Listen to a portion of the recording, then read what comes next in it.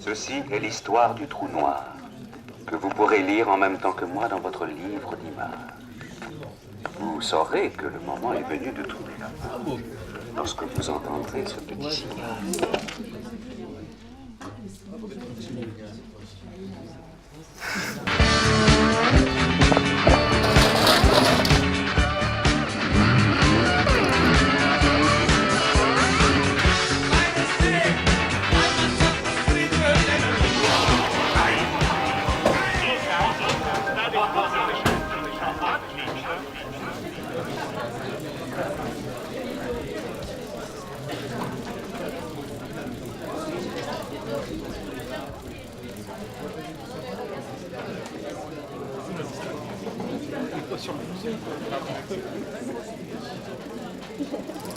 Une couleur. Une couleur. Vite, sans réfléchir. Non, une autre. Vite. Gris. Faut pas regarder. Je vais demander à Le quelqu'un. cinéma est découvert à la fin du 19e siècle. Je ne sais pas si ça vient des Frères Lumière ou c'est un mouvement convergent d'un certain nombre de choses qui fait qu'à un moment donné, ce truc se réalise puisqu'il est au croisement de plusieurs faisceaux, quoi.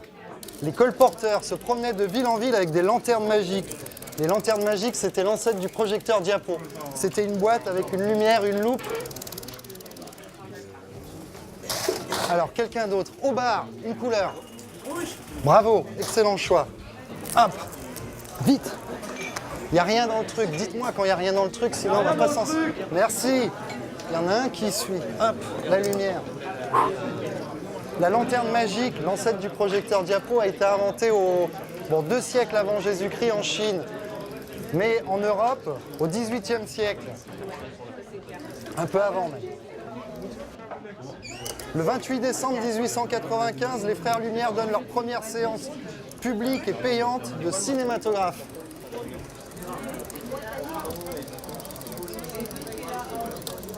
La grande merveille de ce début du cinéma, c'est sa capacité à s'adresser à la foule et à s'y reconnaître et que ça passe par le corps d'abord.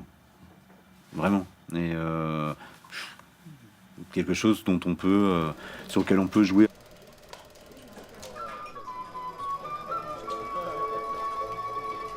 La maman fait la vaisselle, le bébé joue dehors tranquillement ici.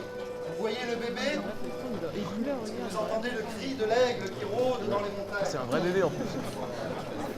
L'acquisition de la situation du bonimenteur, quel qu'il soit, professionnel, amateur, spontané ou récurrent, c'est peut-être que c'est le premier qui se dit « je suis le premier spectateur du film ». Je pourrais avoir la tentation de montrer aux autres ce que ça produit sur moi, de manière peut-être à en intensifier l'effet spectaculaire, la révélation, la dérision, etc. Je vais le chercher. Bon alors les gars, je vous avais dit avec une scie, ça marche beaucoup mieux. Vous voyez, l'arbre il tombe. Bravo les gars. Youpi. Nous sommes des Américains. Bravo. C'est que d'une certaine manière, les dialogues, on les entend. Les gens, c'est pas parce qu'on n'entend pas leur voix qu'ils ne parlent pas, quoi. C'est pas les objets qu'on déplace, qui tombent, etc., produisent du son. En tout cas, on compense, quoi. Vous êtes captivés. Hein. Dès qu'il y a du son, c'est captivant, c'est formidable.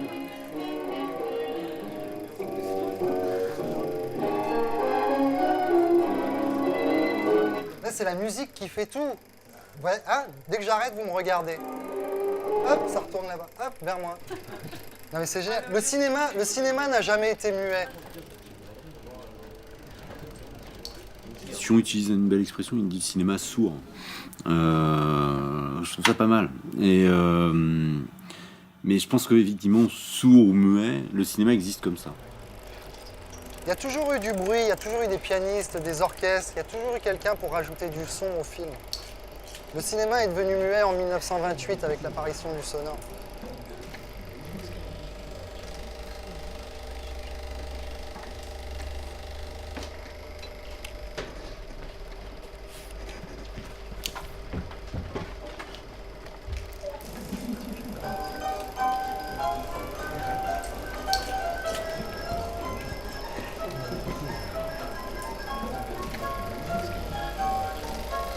Bon. Mais il y a quelque chose à la fois de très technique et de profondément manuel dans le cinéma. Les forains, ils décident de mettre les films bout à bout. Et quand Méliès voit ça, il dit on peut raconter une histoire en mettant des tableaux bout à bout. Donc il fait une histoire en plusieurs tableaux collés les uns aux autres. Ça s'appelle un aboutage. Avant qu'on parle de montage, on parlait d'aboutage. Bon, c'est toujours un peu comme ça, hein, les choses, elles sont un peu comme dans la nature, les choses qui sont embryonnaires, comme ça, qui poussent, puis à un moment donné, il y a des nœuds qui se font. Les tonneaux sont bleus, les costumes des brigands sont verts. On ne peut pas s'en rendre compte là tout de suite. Et dans les années 20, il y avait des chartes de couleurs sur les tournages pour savoir à quelle couleur correspondait quelle valeur de gris. Par exemple, Louise Brooks, la star qui a joué dans Loulou, avec sa coupe garçonne, vous voyez, là, cheveux noirs comme ça, elle mettait du rouge à lèvres, mais sauf que le rouge, il passait pas à la pellicule. Du coup, à l'écran, elle avait les lèvres noires. Et dans les années 20, ça a lancé la mode. Toutes les filles mettaient du noir sur les lèvres. Cette idée d'appropriation, on rajoute des cartons, on en enlève, etc., ça fait partie, effectivement, le film, c'est quelque chose qu'on manipule d'abord, quoi. Et dont on a plaisir à être manipulé par, à être envoyé je sais pas trop où, là, porté par un aigle, et puis en même temps parce qu'on voit bien qu'on peut agir concrètement là-dessus, quoi. C'est assez incroyable. On fait l'être placé, tu vois.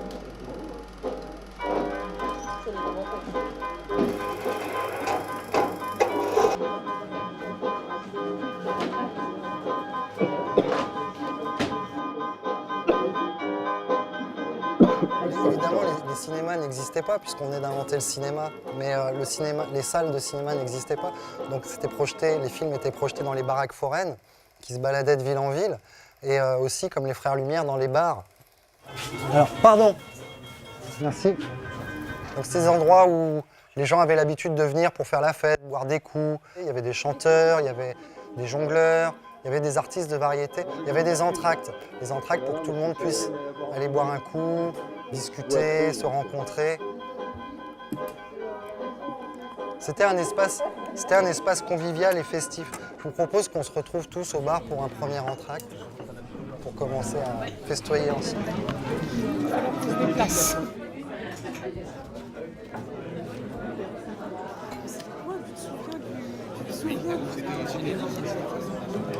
Des cascadeurs. Les Américains, juste avant la Seconde Guerre mondiale, les Américains avaient déjà créé le hot rod.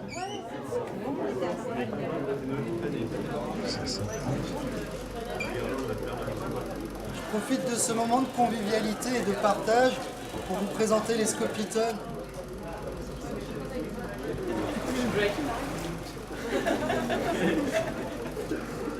La machine s'appelait un Scopitone et par dérivation, les clips, on les a appelés des Scopitone.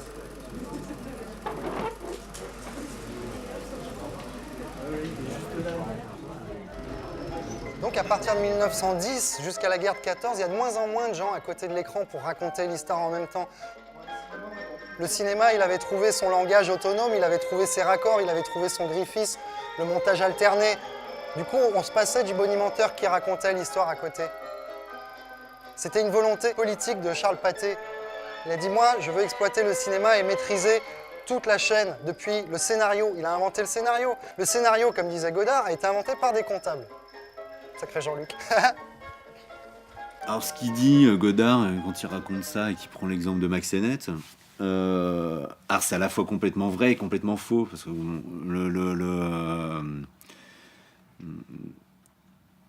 tout ce que raconte Godard est complètement vrai et complètement faux.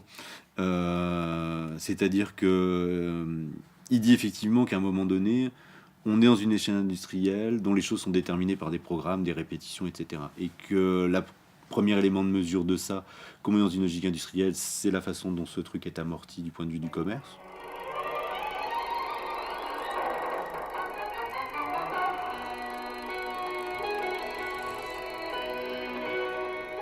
En juillet 1906, l'Assemblée nationale vote une loi qui ne fait pas plaisir aux patrons parce qu'elle oblige les employés à prendre un jour de congé par semaine, le dimanche. Il n'y a qu'un seul patron qui est super content, c'est Charles Pathé, parce que voilà la clientèle.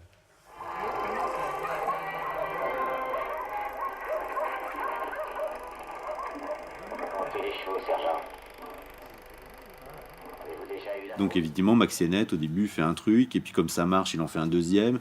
Puis à un moment donné, il embauche une équipe de gagman, ils sont 80, et ils pissent du gag sur de la copie toute la journée, pendant que lui, au premier étage, dans sa baignoire, valide, quoi.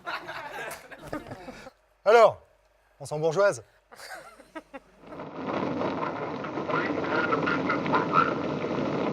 Et ce que l'avant-garde française, Germaine Dulac et les autres, là, creusent, c'est effectivement comment est-ce qu'à un moment donné, on peut montrer, parce qu'ils en sont convaincus et ils ont raison, que, indépendamment du fait que le cinéma vienne après d'autres arts, et qu'il nécessairement il en hérite, il a aussi des choses à prouver du point de vue de son originalité. Voilà que sur l'écran, un mignon violent et un toutou aboyeur se chamaillent en joie. Peut-être l'exportateur allait-il ajouter la chose pour égarer la police. Qui sait?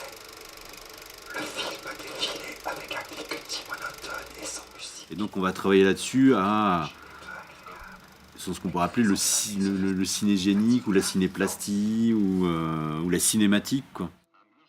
Moi je parlais de Vertov, je sais pas combien de fois j'ai vu le même à la caméra.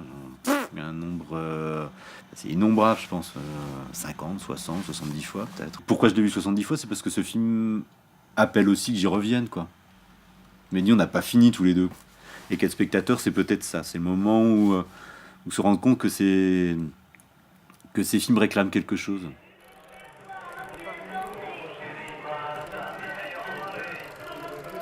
Comme ça.